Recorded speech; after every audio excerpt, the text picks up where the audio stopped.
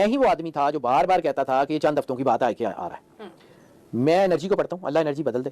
मुझे दो चीज़ें खान के जायचे में, आईके के जायचे में ऐसी नजर आई हैं जो किसी और के जायचे में मैंने देखी नहीं है। मेरी कैलकुलेशन जो बुक है ना हमारी एस्ट्रोलॉजी की है, वो बुक ये कहती है कि अगर किसी शख्स के जायचे में लाइफ थ्रेट डबल डिजिट तक पहुंच गई है, यानी 10 हो गई है, 10% तक, वो बंदा अपने पैरों पे खड़ा नहीं हो सकता। खान के जायचे में लाइफ थ्रेट 48% है एंड ही स्टैंडिंग टॉल। मेरे लिए ये कंट्राडिक्शन है, मेरी किताब से ये जायचा कंट्राडिक्ट करता है।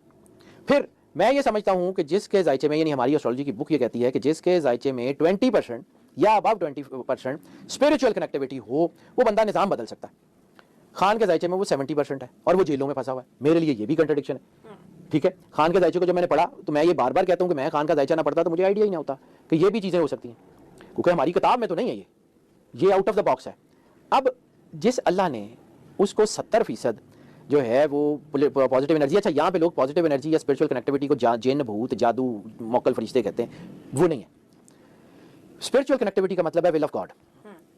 हदीस है, हदीस कुदसी है, अल्लाह फरमाता है कि मोमिन की फरासत से डरो, वो अल्लाह के नूर से देखता है। ठीक है, विजन अल्लाह किसी को भी अता कर देता है। मुझे ये समझ आती है कि अल्लाह से मिलने के लिए लोग जैसे जंगलों में जाया करते थे, तो अल्लाह इसको जंगलों में नहीं ले गया, जेलों में ले गया, जहाँ वो तन्हाई में अल्लाह की कुर्बत का एहसास करने के लिए दुनिया से दूर जो है वो हो जाते थे।